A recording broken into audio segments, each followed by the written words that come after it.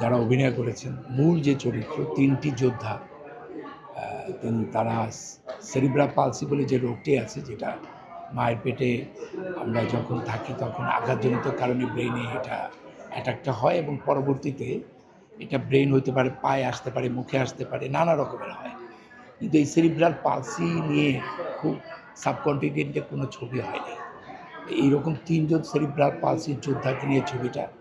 এবং সবচেয়ে মজার ব্যাপার হচ্ছে যে ৩ জন সেরিব্রাল পালসির এই চরিত্র যে ৩টা সৃজন করা হয়েছে, এই ৩টা চরিত্রেও অভিনয় করেছে সেরিব্রাল পালসির আক্রান্ত রোগীরা।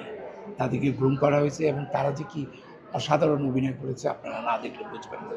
আমি এই ছবিটি নির্মাণ করার একটি কারণ হচ্ছে, যেহেতু এটা আমার ৩য় ছবি, আমার বিষয়বস্তু আমার মনে হয়েছে যে আমার জীবনে এরকম একটি বিষয়বস্তু নিয়ে কাজ করা উচিত।